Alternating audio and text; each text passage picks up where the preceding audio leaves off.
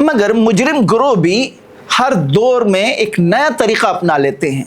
आगाही, तालीम और मजबूत समाजी रवाबित ही इस खतरनाक रुझान के खिलाफ सबसे बड़ी ताकत बन सकता है, क्योंकि मुस्तकबिल महफूज होगा तो माशरा महफूज होगा।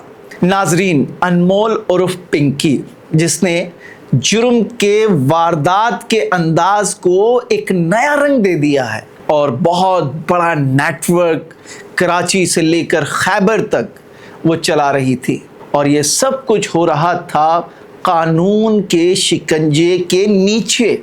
लेकिन कानून बेबस था। क्यों? सवाल ये भी उभर रहे हैं क्योंकि कानून के पास शवाहिद की कमी थी।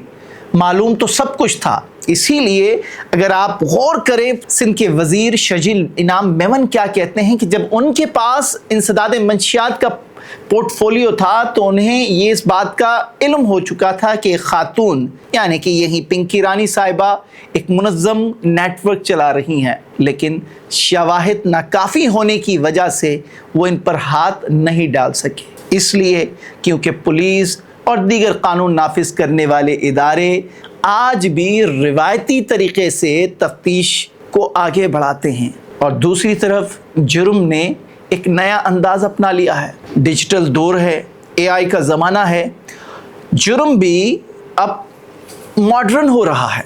कानून के पास कोई ठोस शवाहिद मौजूद नहीं थे, इसलिए हमेशा अनमोल और पिंकी कानून के लिए भी बड़ी अनमोल रही। लेकिन पकड़ हो ही जाती है जुर्म जितना भी स्मार्ट हो जाए। अगर कानून ये फैसला कर ले कि जुर्म को रोकना है तो फिर वो जुर्म को रोक कर ही दम लेते हैं।